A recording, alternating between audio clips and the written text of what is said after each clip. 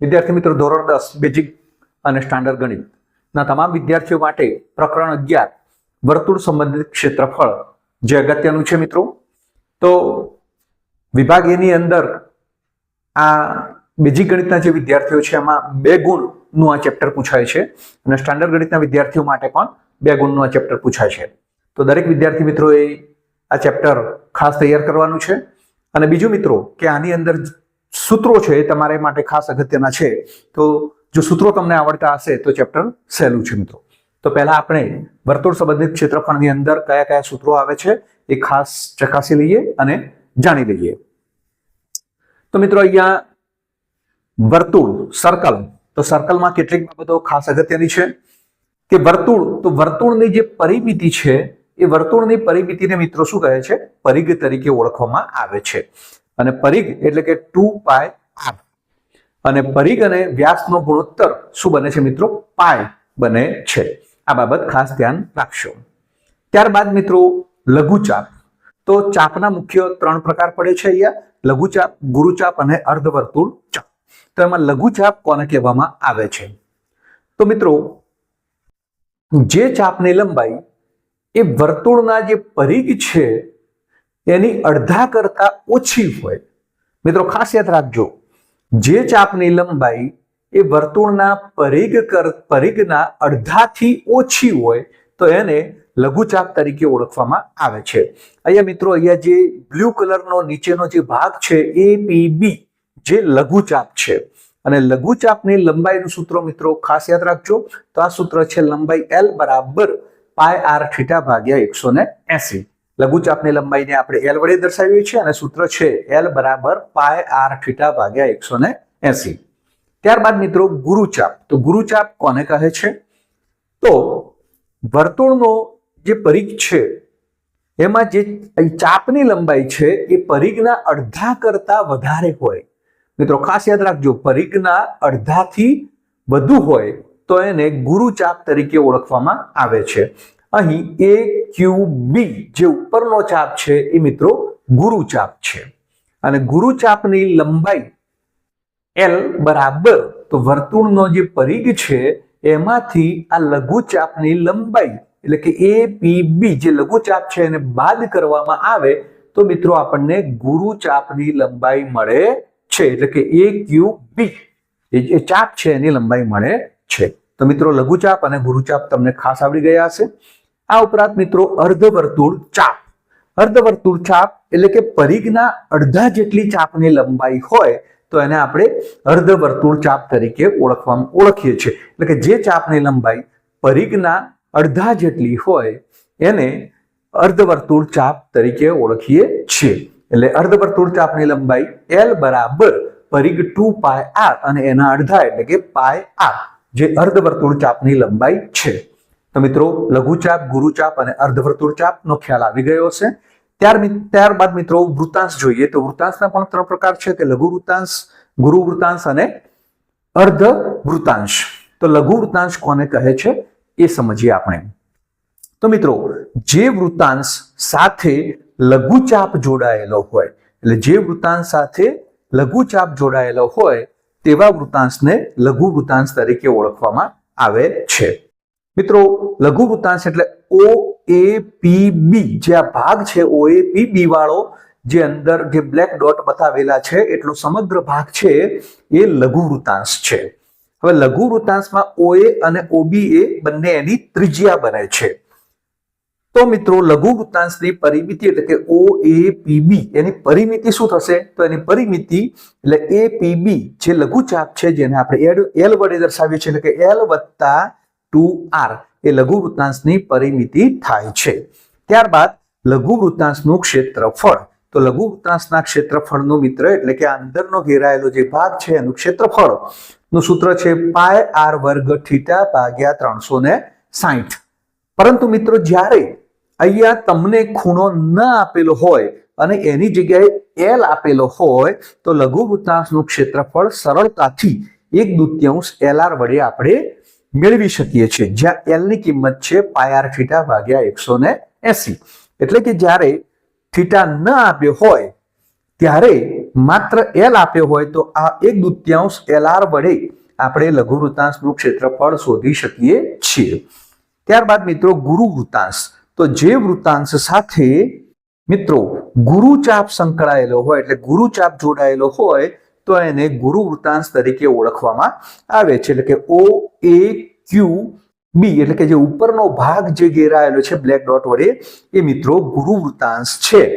તો ગુરુવૃત્તાંશનું ક્ષેત્રફળ મિત્રો એટલે કે ઉપરના ભાગનું ક્ષેત્રફળ શોધવું છે તો આખું વર્તુળનું ક્ષેત્રફળ શોધ્યા બાદ એટલે કે πr² શોધ્યા બાદ એમાંથી જે લઘુવૃત્તાંશ છે એનું ક્ષેત્રફળ એટલે OAPB ભાગ ધરાવતું લઘુવૃત્તાંશનું ક્ષેત્રફળ બાદ કરીશું મિત્રો ત્યારે આપણને ગુરુવૃત્તાંશનું ક્ષેત્રફળ મળે છે. તો આ બાબત ખાસ ધ્યાનમાં રાખશો. ત્યારબાદ મિત્રો લઘુ વૃત્તખંડ એટલે કે વૃત્તખંડના પણ 3 પ્રકારો છે, લઘુ વૃત્તખંડ, ગુરુ વૃત્તખંડ અને અર્ધવર્તુળ વૃત્તખંડ. તો મિત્રો લઘુ વૃત્તખંડ કોને કહે છે, એનું ક્ષેત્રફળ શું છે?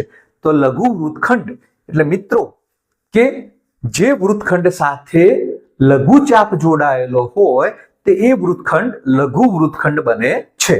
તો મિત્રો અહીંયા જે બ્લેક ભાગ છે વડે ઘેરાયેલો જે ભાગ છે એને લઘુ વૃત્તખંડ તરીકે ઓળખવામાં આવે છે, જેમાં લઘુચાપ અને AB એ જીવા બંને સંકળાયેલા હોય છે અને અંદરનો ઘેરાયેલો ભાગ તો એ લઘુ વૃત્તખંડ બને છે. તો મિત્રો આ જે ભાગ છે એ લઘુ વૃત્તખંડ નો ભાગ દર્શાવે છે મિત્રો. હવે લઘુ વૃત્તખંડનું ક્ષેત્રફળ શોધવું હોય મિત્રો તો આખું લઘુ વૃત્તાંશ OAPB વડે ઘેરાયેલા ભાગનું એટલે કે લઘુ વૃત્તાંશનું ક્ષેત્રફળ શોધવું પડશે અને તેમાંથી આ ત્રિકોણ OAB નું ક્ષેત્રફળ બાદ કરવું પડશે. તો એ બાદ કરીશું મિત્રો તો આ ઘેરાયેલો ભાગ જે આ બ્લેક ભાગ છે એનું ક્ષેત્રફળ મળશે જે આપણને લઘુ વૃત્તખંડનું ક્ષેત્રફળ મળે છે. ત્યારબાદ મિત્રો ગુરુ વૃત્તખંડ, તો જે વૃત્તખંડ સાથે મિત્રો આ ગુરુચાપ સંકળાયેલો હોય AQB એટલે કે આ ગુરુચાપ સંકળાયેલો હોય તો એને ગુરુ વૃત્તખંડ તરીકે ઓળખવામાં આવે છે મિત્રો. તો આજે આ ઉપરનો બ્લેક ડોટ વડે આખો ભાગ બતાવેલો છે એ ટોટલી ગુરુ વૃત્તખંડ છે મિત્રો. તો ગુરુ વૃત્તખંડનું ક્ષેત્રફળ 2 રીતે શોધી શકાય છે. એક તો ગુરુ વૃત્તાંશ એટલે કે OAQB જે ઉપરનો ભાગ છે એ એનું ક્ષેત્રફળ વત્તા આ ત્રિકોણનું ક્ષેત્રફળ બંને ભેગા કરીશું તો મિત્રો ગુરુ વૃત્તખંડનું ક્ષેત્રફળ બને છે.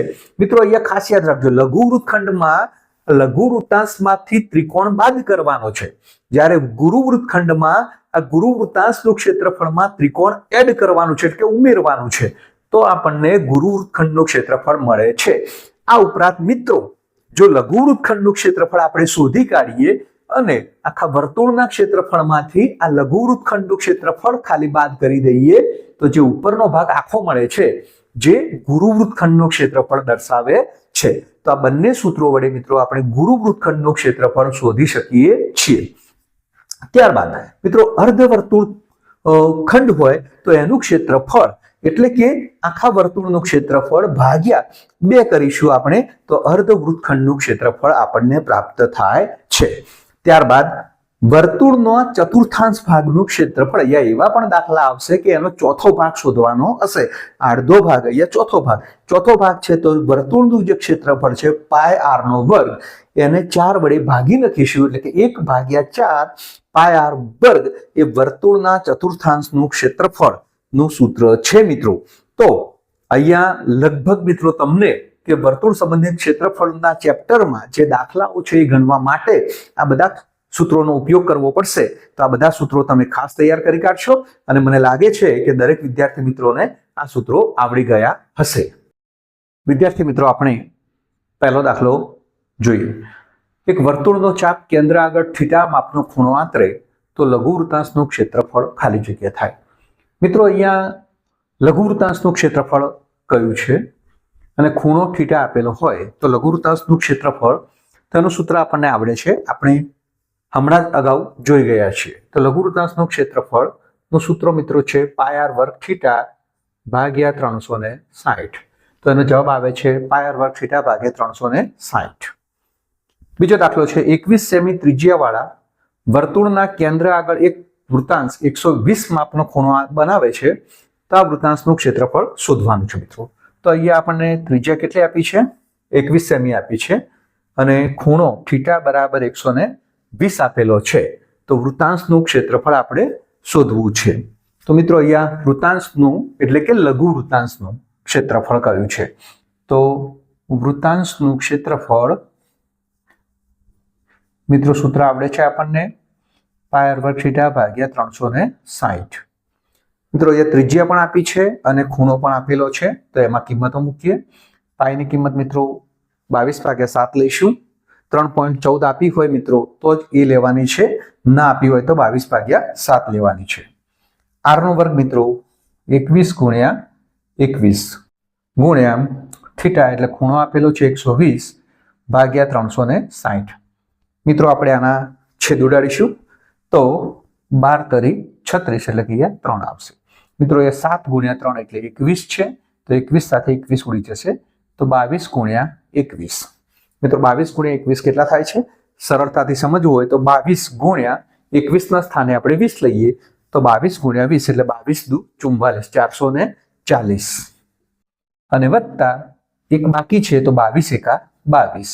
તો કેટલા થશે મિત્રો? 440 વત્તા 22 એટલે કે 462 સેમીનો વર્ગ. તો અહીંયા મિત્રો વૃત્તાંશનું ક્ષેત્રફળ કેટલું આવે છે? 462 સેમીનો વર્ગ મળે છે મિત્રો. ત્યારબાદ એના પછીનો દાખલો આપણે જોઈએ. ત્રીજો દાખલો જોઈએ આપણે. મિત્રો જો વર્તુળનું ક્ષેત્રફળ અને પરિઘનું માપ સંખ્યાત્મક રીતે સમાન હોય તો વર્તુળની ત્રિજ્યા r બરાબર ખાલી જગ્યા. એ વર્તુળનું ક્ષેત્રફળ, તો વર્તુળનું ક્ષેત્રફળ મિત્રો બધાને ખ્યાલ જ હોવો જોઈએ πr² અને પરિઘ એટલે કે 2πr નું માપ સંખ્યાત્મક રીતે સમાન હોય તો વર્તુળની ત્રિજ્યા r બરાબર ખાલી જગ્યા. મિત્રો અહીંયા આપણે બંને બાજુ સરખામણી કરતા અહીંયા પાઈ નીકળી જાય છે. એક વખત r પણ નીકળી જશે એટલે મિત્રો એક વખત r રહેશે તો r બરાબર 2. તો મિત્રો અહીંયા વર્તુળની ત્રિજ્યા r કેટલી મળે છે? તો r બરાબર 2 મળે છે. તો વર્તુળની ત્રિજ્યા r બરાબર 2. ત્યારબાદ ચોથો દાખલો આપણે જોઈએ. ચોથી કલમ શું કહે છે મિત્રો? તો સર્કલ O15 એટલે કે O કેન્દ્ર વાળું વર્તુળ છે, ત્રિજ્યા 15 છે. લઘુ વૃત્તાંશનું ક્ષેત્રફળ અહીંયા તમને આપેલું છે 150. તો તેને અનુરૂપ ચાપની લંબાઈ એટલે કે મિત્રો L શોધવાની છે. મિત્રો આપણને જ્યારે લઘુ વૃત્તાંશનું ક્ષેત્રફળ અને L આપેલો હોય અથવા L શોધવાનો હોય તો મિત્રો આપણે સીધું સૂત્ર મૂકી દઈએ છીએ કે લઘુ વૃત્તાંશનું ક્ષેત્રફળ બરાબર 1/2 L × r. મિત્રો અહીંયા થીટા નથી તો થીટા નથી આપ્યો તો આપણે આ સૂત્રનો ઉપયોગ કરીશું. એક ક્ષેત્રફળ કેટલું આપ્યું છે મિત્રો? 150. તો 150 બરાબર 1/2 × L શોધવાનો છે અને ત્રિજ્યા મિત્રો કેટલી આપી છે? 15 આપી છે તો 15 મૂકીશું આપણે. ત્યારબાદ L ની કિંમત શોધવી છે તો 150 × 2 જે નીચે છે એ ઉપર અંશમાં જશે અને ભાગ્યા 15. તો L બરાબર 15 દાન 150 તો L બરાબર 20 સેમી. તો મિત્રો આ લંબાઈ કેટલી થશે? તો અનુરૂપ ચાપની લંબાઈ કેટલી થશે? 20 સેમી થશે મિત્રો. મિત્રો દાખલા બહુ સરળ છે. જો તમને સૂત્રો આવડી જશે તો આ દાખલા તમને ઝડપથી આવડી જશે. ત્યારબાદ મિત્રો પાંચમો દાખલો જોઈએ. 8 ત્રિજ્યાવાળા અર્ધવર્તુળમાં અંતર્ગત ત્રિકોણનું મહત્તમ ક્ષેત્રફળ ખાલી જગ્યા છે. મિત્રો આ પ્રકારનો દાખલો આપણે અગાઉનું ચેપ્ટર જે વર્તુળ હતું 10મું ચેપ્ટર એની અંદર આપણે શીખી ગયા હતા મિત્રો. 8 ત્રિજ્યાવાળા અર્ધવર્તુળમાં અહીંયા મિત્રો અર્ધવર્તુળ કયું છે? તો આપણે આ રીતે અર્ધવર્તુળ દોરીશું. તો આ જે 8 ત્રિજ્યાવાળા અહીંયા મિત્રો વર્તુળનું કેન્દ્ર છે એ ત્રિજ્યા 8 તો અહીંયા પણ 8 થશે. એ બી એનો વ્યાસ થશે. ત્રિકોણનું મહત્તમ ક્ષેત્રફળ કહ્યું છે મિત્રો. મહત્તમ ક્ષેત્રફળ તો આ રીતે અહીંયા ત્રિકોણ બને છે એનું મહત્તમ ક્ષેત્રફળ આપણને કયું છે? અહીંયા આપણે સી નામ આપીશું. તો મિત્રો અહીંયાથી OB પણ ત્રિજ્યા છે, OA પણ ત્રિજ્યા છે મિત્રો. આ કેન્દ્રથી વર્તુળ સુધીનું અંતર એટલે એ પણ ત્રિજ્યા છે એટલે એ પણ કેટલી થશે મિત્રો? 8 થશે. અને આ AB એટલે કે બે ત્રિજ્યાઓનો સરવાળો કેટલો થશે મિત્રો? 16 થશે. તો જ્યારે પણ આ પ્રકારનો દાખલો આપેલો હોય કે ત્રિકોણનું મહત્તમ ક્ષેત્રફળ તો અહીંયા શું થશે? બરાબર 1/2 પાયો, પાયો કયો છે AB છે અને વેધ કેટલો છે OC, તો 1/2 ગુણ્યા AB કેટલું છે 16 અને OC છે 8, 2 × 16 મિત્રો કેટલું થશે 64 સેમીનો વર્ગ। તો એ ત્રિકોણનું મહત્તમ ક્ષેત્રફળ કેટલું થશે તો 64 સેમીનો વર્ગ થશે મિત્રો। તો આ પ્રકારના દાખલા દરેક વિદ્યાર્થીઓને આવડવા જોઈએ।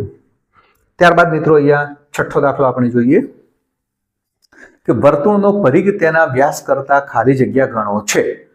તો પરિઘ એટલે કે 2πr, એ પરિઘ એ તેના વ્યાસ એટલે કે 2r, તો એના કરતા કેટલા ગણો છે મિત્રો તો અહીંયા પાય ગણો છે। સરળતાથી જવાબ મળી જાય છે આપણને કે પરિઘ છે એ એના વ્યાસ કરતા પાય ગણો છે એમ કહી શકાય।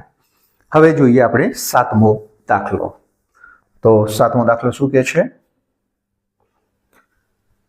અર્ધવર્તુળની પરિમિતિ તેની ત્રિજ્યા કરતા ખાલી જગ્યા ગણી છે। અર્ધવર્તુળ, તો મિત્રો અર્ધવર્તુળ આપણે હમણાં જ આકૃતિ દોરી હતી કે આ અર્ધવર્તુળ છે। તો અર્ધવર્તુળની પરિમિતિ એટલે મિત્રો આ જે ચાપની લંબાઈ છે, ચાપની લંબાઈ અને અહીંયા કેન્દ્ર હોય એટલે કે r 2r + l એ એની શું થાય છે અર્ધવર્તુળની પરિમિતિ। તો પરિમિતિ અર્ધવર્તુળની શું થશે મિત્રો 2r + l થશે। પરિમિતિ એ એની ત્રિજ્યા કરતા ખાલી જગ્યા ગણી છે। તો મિત્રો એની ત્રિજ્યા કરતા ખાલી જગ્યા ગણી છે। તો એની ત્રિજ્યા કરતા કેટલા ગણી થશે મિત્રો અહીંયા l, તો l એટલે શું છે મિત્રો તો l એટલે મિત્રો πr, અર્ધવર્તુળ છે એટલે કે l કેટલો આવે છે અહીંયા 2r + πr। આ જે ચાપની લંબાઈ છે મિત્રો પરિઘ કરતા અડધી થશે અને પરિઘ કરતા અડધી એટલે 2πr/2 એટલે કે πr। તો મિત્રો અહીંયા r કોમન કાઢીશું તો 2 + π।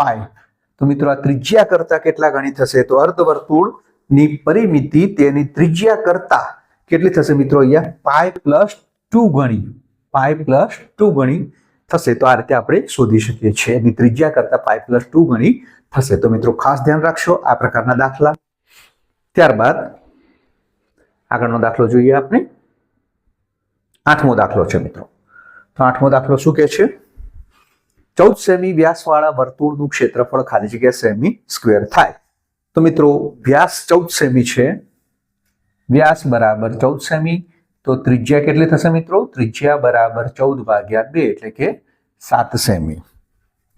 વર્તુળનું ક્ષેત્રફળ કયું છે તો વર્તુળનું ક્ષેત્રફળ શું થાય મિત્રો πr², પાય એટલે કે 22/7, r કેટલો છે મિત્રો 7 એટલે કે 7 × 7, 7 ઉડી જશે તો 22 * 7, તો 22 * 7 154, તો વર્તુળનું ક્ષેત્રફળ 154 સેમીનો વર્ગ થશે મિત્રો। તો અહીંયા વર્તુળનું ક્ષેત્રફળ કેટલું આવશે 154 આવશે મિત્રો। ત્યારબાદ આપણે નવમો એક્ઝામ્પલ જોઈએ। તો શું છે નવમો એક્ઝામ્પલ, જો વર્તુળનો પરિઘ 176 સેમી હોય તો તેની ત્રિજ્યા ખાલી જગ્યા સેમી થાય। અહીંયા પરિઘ આપેલો છે તો પરિઘ એટલે કે 2πr અને 2πr ની કિંમત આપી છે 176 અને આપણે એની ત્રિજ્યા શોધવાની છે। તો 2 × π ની કિંમત એટલે 22/7 × r બરાબર 176, તો r બરાબર 176 × 7, નીચે 22 × 2 જે અંશમાં છે એ છેદમાં આવશે। મિત્રો તમને ખબર છે 22 × 8 176 થાય છે અને 2 × 4 = 8, તો ત્રિજ્યા r બરાબર 7 × 4 = 28 સેમી થશે મિત્રો। તો અહીંયા વર્તુળનો પરિઘ 176 સેમી હોય તો તેની ત્રિજ્યા કેટલી થશે મિત્રો 28 સેમી થાય। ત્યારબાદ આપણે 10મો એક્ઝામ્પલ જોઈએ કે 10મો એક્ઝામ્પલ શું કહે છે, એક અર્ધવર્તુળની ત્રિજ્યા 7 સેમી હોય તો તેની પરિમિતિ ખાલી જગ્યા થાય। મિત્રો અહીંયા અર્ધવર્તુળ છે એની ત્રિજ્યા 7 સેમી આપેલી છે, તો અર્ધવર્તુળની ત્રિજ્યા 7 સેમી છે તો તેની પરિમિતિ, હવે પરિમિતિ એટલે તમને ખબર છે કે અર્ધવર્તુળની પરિમિતિ એટલે કે 2r + πr થશે મિત્રો, કારણ કે પરિઘ કરતા અડધી થશે એની લંબાઈ। તો પરિઘ બરાબર પરિમિતિ બરાબર 2r પ્લસ પાય આર. તો અહીંયા ત્રિજ્યા 7 સેમી છે મિત્રો. અહીંયા તો 2 ગુણ્યા 7 વત્તા પાયની કિંમત મિત્રો 22 ભાગ્યા 7 ગુણ્યા આર આપેલો છે મિત્રો 7. તો અહીંયા 7 દુ 14, અહીંયા 7 ઉડી જશે મિત્રો. 14 વત્તા 22, 22 ના 10 32 ને 4 36. તો મિત્રો અહીંયા અર્ધવર્તુળની ત્રિજ્યા 7 સેમી હોય તો પરિમિતિ કેટલી થશે મિત્રો? 36 સેમી થશે. તો આ જવાબ આવશે મિત્રો 36 સેમી. ત્યારબાદ 11મો દાખલો જોઈએ આપણે. મિત્રો બેઝિક ગણિત અને સ્ટાન્ડર્ડ ગણિત બંને વિદ્યાર્થીઓ માટે આ દાખલા બધા ઉપયોગી છે, તો ખાસ ધ્યાનથી ગણશો. એક વર્તુળના ક્ષેત્રફળનું મૂલ્ય તેના પરિઘના મૂલ્યથી બમણું હોય તો તેની ત્રિજ્યા ખાલી જગ્યા થાય. હવે વર્તુળના ક્ષેત્રફળનું મૂલ્ય એટલે વર્તુળના ક્ષેત્રફળ એટલે કે πr² અને પરિઘ એટલે 2πr. તો વર્તુળનું ક્ષેત્રફળનું મૂલ્ય છે મિત્રો પરિઘના મૂલ્યથી કેવું છે? બમણું છે. તો તેની ત્રિજ્યા આ બમણું છે, ક્ષેત્રફળ બમણું છે, તો પરિઘને આપણે બમણા કરવા પડશે. હવે મિત્રો આપણે ત્રિજ્યા r શોધવાની છે. πr² છે તો અહીંયા πr ઉડી જશે તો એકલો r વધશે મિત્રો. તો r બરાબર 2 દુ 4.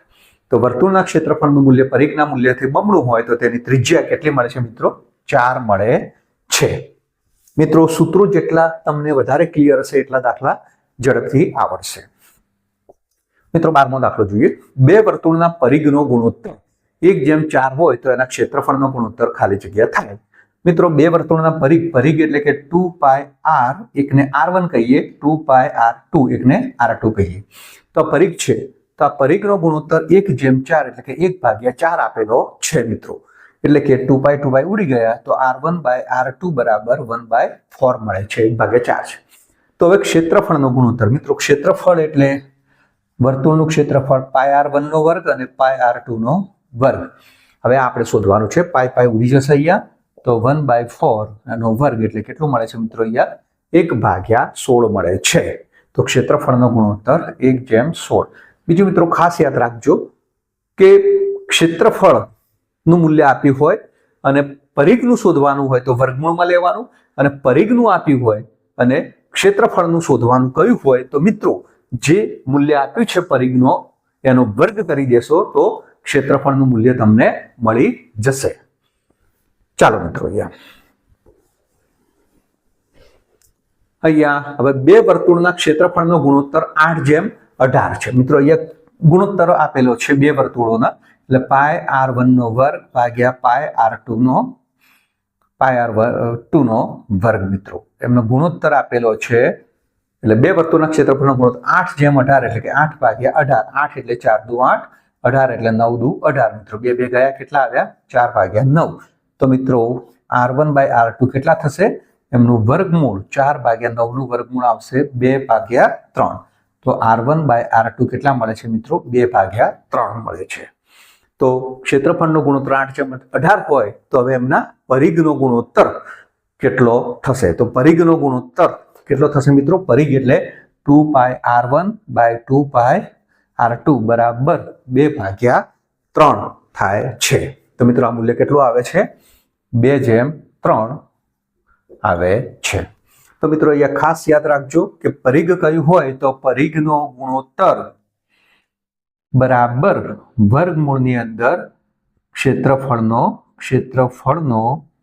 ગુણોત્તર. આ ખાસ ધ્યાન રાખશો. અને જો ક્ષેત્રફળનો ગુણોત્તર કયો હોય તો પરિઘનો જે ગુણોત્તર આપ્યો હોય એનો વર્ગ કરીશું તો ક્ષેત્રફળનો ગુણોત્તર આપણને સરળતાથી મળશે. તો આ બાબત મિત્રો ખાસ ધ્યાનમાં રાખવાની છે. ત્યારબાદ 13મો દાખલો આપણે જોઈએ. 14મો દાખલો. r ત્રિજ્યાવાળા વર્તુળને અંતર્ગત ચોરસનું ક્ષેત્રફળ શોધવું છે મિત્રો. r ત્રિજ્યાવાળા વર્તુળને અંતર્ગત મિત્રો આ વર્તુળ છે અને વર્તુળને અંતર્ગત મિત્રો ચોરસ છે. તો આ ચોરસ આ રીતે દોરવો પડશે અને આ ચોરસનું નામ આપીશું આપણે ABCD.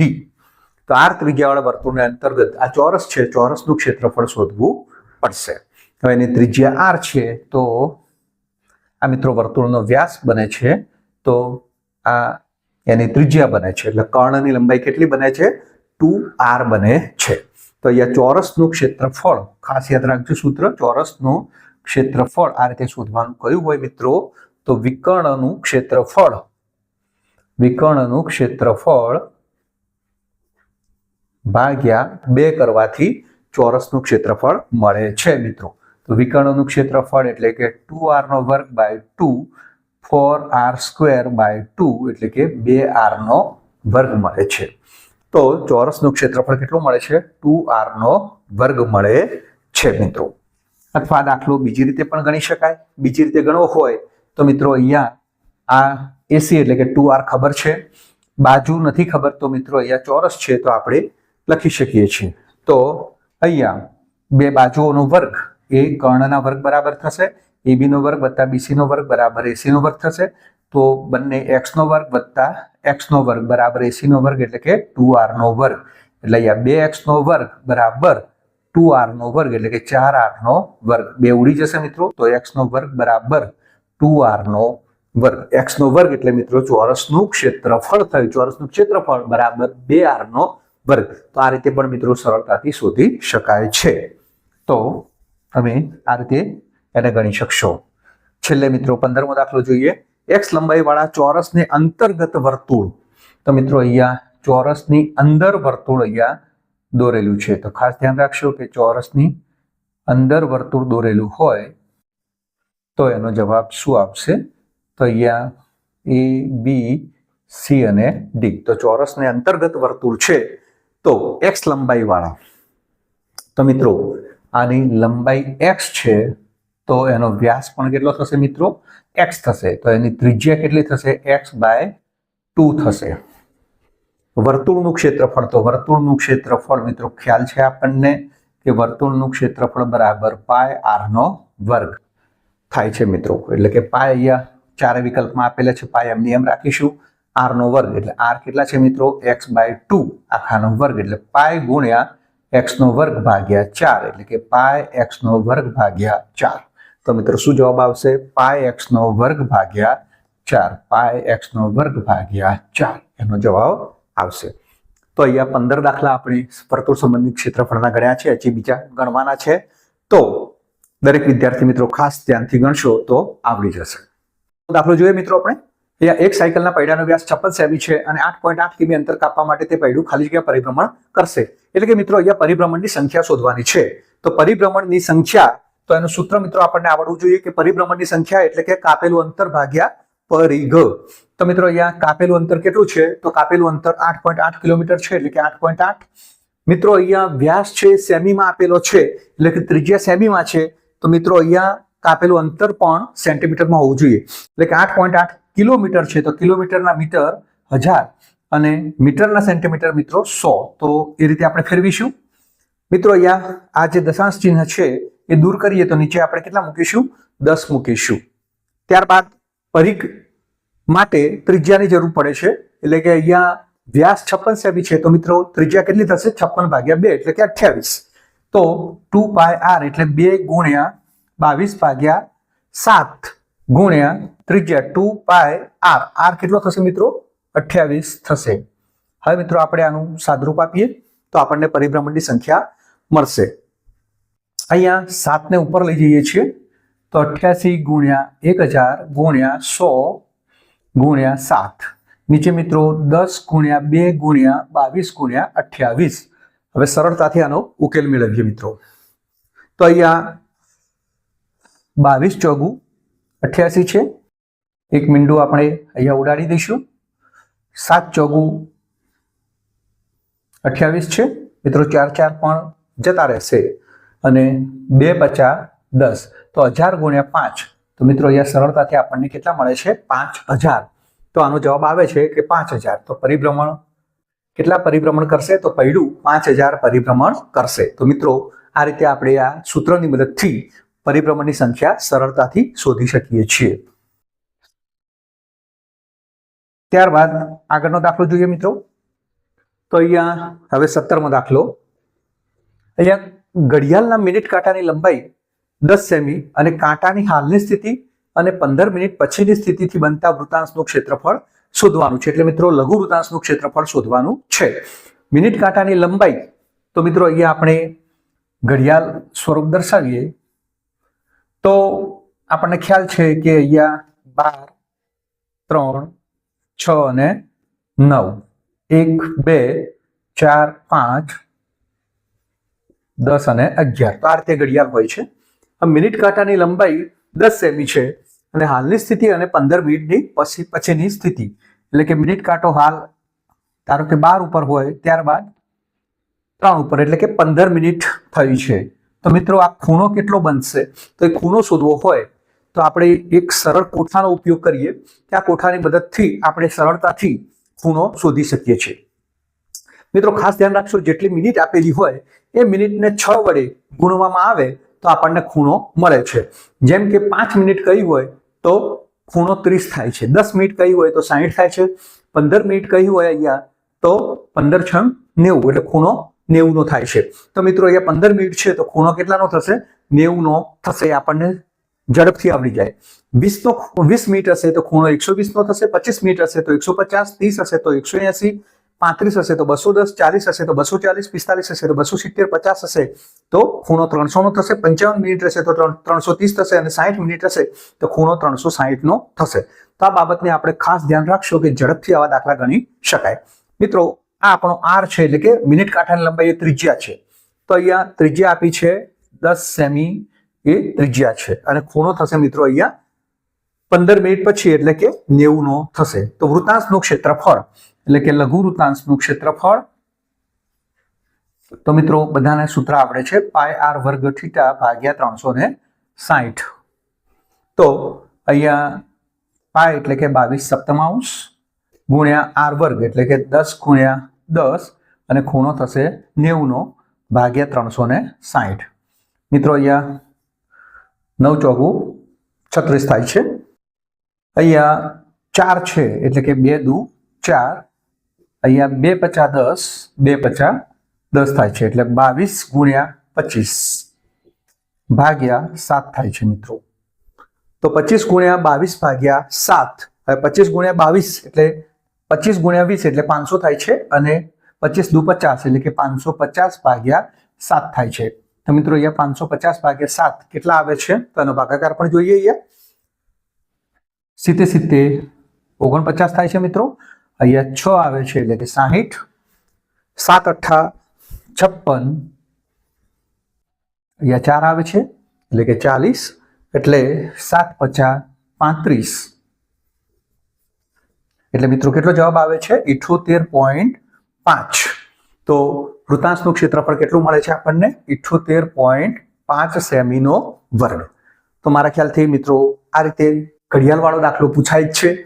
એમાં કાંટાની લંબાઈ આપી હોય અને ખૂણો શોધવાનો કયો હોય અને વૃત્તાંશનું ક્ષેત્રફળ તમારે શોધવાનું હોય તો આ રીતે તમે સરળતાથી આ કોઠાની મદદથી શોધી શકો છો.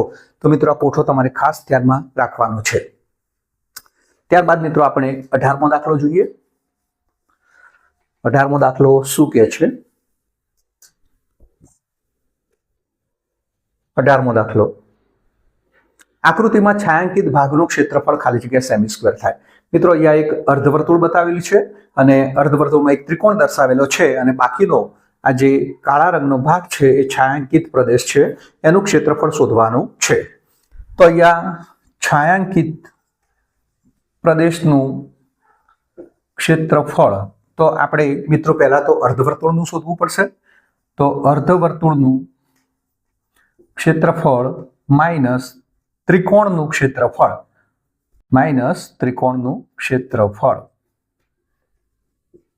એટલે કે ત્રિકોણનું ક્ષેત્રફળ અર્ધવર્તુળના ક્ષેત્રફળમાંથી આપણે બાદ કરવું પડશે મિત્રો. તો અહીંયા ત્રિજ્યા મિત્રો 14 સેમી અંદર આકૃતિમાં આપેલી છે, ખૂણો 90 નો છે. તો અહીંયા અર્ધવર્તુળનું ક્ષેત્રફળ એટલે કે વર્તુળનું ક્ષેત્રફળ πr², અર્ધવર્તુળ છે એટલે અહીંયા અર્ધવર્તુળનું ક્ષેત્રફળ ઓછા ત્રિકોણનું ક્ષેત્રફળ, અર્ધવર્તુળનું ક્ષેત્રફળ πr² ભાગ્યા 2 ઓછા ત્રિકોણ એટલે અહીંયા ખૂણો 90 નો છે એટલે કે ત્રિકોણનું ક્ષેત્રફળ ઓછા r². πr² એટલે કે 22 ભાગ્યા 7 ગુણ્યા r² એટલે કે 14 × 14 ભાગ્યા 2 ઓછા 14 × 14. તો મિત્રો અહીંયા 7 દુ 14, 2 2 ઉડી જાય છે, 22 × 14. મિત્રો 22 × 14 કરવાના છે, કેટલા થશે? 308. ન ખબર પડે તો મિત્રો 14 ને 20 વડે ગુણો તો 14 દુ 28, વત્તા 14 દુ 28, 280 વત્તા 28 એટલે કે 308 ઓછા 14 નો વર્ગ થાય છે 196. તો મિત્રો અહીંયા કેટલો જવાબ આવે છે 112. 308 માંથી 196 બાદ કરો તો 112. તો મિત્રો અહીંયા એનું ક્ષેત્રફળ 112 સેમીનો વર્ગ થાય. ત્યારબાદ મિત્રો આગળનો દાખલો એટલે 19મો દાખલો આપણે જોઈએ. તો 19મો એક્ઝામ્પલ કે લઘુચાપની લંબાઈ એ વર્તુળના પરિઘ કરતા ચોથા ભાગની છે તો લઘુચાપ AB એ વર્તુળના કેન્દ્ર આગળ આંતરેલા ખૂણાનું માપ શોધો એટલે કે થીટા શોધવાનો છે. મિત્રો અહીંયા લઘુચાપની લંબાઈ એટલે કે L એ પરિઘ કરતા ચોથા ભાગની છે એટલે કે આ ચોથા ભાગની છે. પરિઘ એટલે મિત્રો તમને ખબર છે કે 2πr. હવે લંબાઈ લઘુચાપની લંબાઈ એ ચોથા ભાગની છે તો આપણે અહીંયા ઇક્વલ ટુ નું નિશાન એટલે કે સમાન બરાબરનું ચિહ્ન મૂકવું હોય તો પરિઘ ભાગ્યા 4 કરવું પડશે મિત્રો. હવે L એટલે કે પાયર થીટા ભાગ્યા 180. લઘુચાપની લંબાઈનું સૂત્ર આપણને ખ્યાલ છે કે પાયર થીટા ભાગ્યા 180. 2πr એટલે કે 2 ગુણ્યા 22 સપ્તમાંશ. મિત્રો અહીંયા પાયર આપેલા છે તો અહીંયા કિંમત ન મૂકતા 2πr ભાગ્યા 4. અહીંયા પાયર ઉડી જશે તો થીટા આપણને 2 ગુણ્યા 180 ભાગ્યા 4 2 દુ 4 એટલે કે 2 ગુણ્યા 180 ભાગ્યા 2 એટલે કે થીટા કેટલો મળે છે આપણને 90 મળે છે. તો અહીંયા આંતરેલા ખૂણાનું માપ મિત્રો કેટલું મળે છે 90. તો આ રીતે લઘુચાપની લંબાઈ આપેલી હોય અને પરિઘનો ચોથો ભાગ કરેલો હોય તો આ રીતે આપણે ગણતરી કરીએ તો થીટાનું મૂલ્ય આપણને સરળતાથી મળી શકે છે. ત્યારબાદ આપણે 20મો એક્ઝામ્પલ જોઈએ. જો વર્તુળની ત્રિજ્યા 10% વધારવામાં આવે તો તેને અનુરૂપ નવા વર્તુળના ક્ષેત્રફળમાં ખાલી જગ્યા ટકા વધારો થાય. મિત્રો અહીંયા આવો દાખલો એક ખાસ પૂછાતો હોય છે કે 10% વધારો, 20% વધારો, 30% વધારો, 40% વધારો, 50% વધારો નવા વર્તુળના ક્ષેત્રફળમાં તો ખાલી જગ્યા ટકા વધારો થાય. તો ત્રિજ્યામાં વધારો થતો હોય તો નવા વર્તુળના ક્ષેત્રફળમાં વધારો શોધવો હોય ટકાવારીમાં તો મિત્રો એક સૂત્ર છે તો એની મદદથી આપણે સરળતાથી શોધી શકીએ. તો નવા વર્તુળના ક્ષેત્રફળમાં થતો વધારો આ શોધવું હોય મિત્રો તો અહીંયા એક સૂત્ર ખાસ 2x વત્તા x વર્ગ ભાગ્યા 100. તો આનો ઉપયોગ કરીશું તો સરળતાથી આપણે આ દાખલો ગણી શકીશું. અહીંયા 10% વધારો છે તો 2 ગુણ્યા 10 વત્તા 10 નો વર્ગ ભાગ્યા 100. તો કેટલા ટકા વધશે તો 10 દુ 20 વત્તા 10 નો વર્ગ એટલે કે 100 ભાગ્યા 100.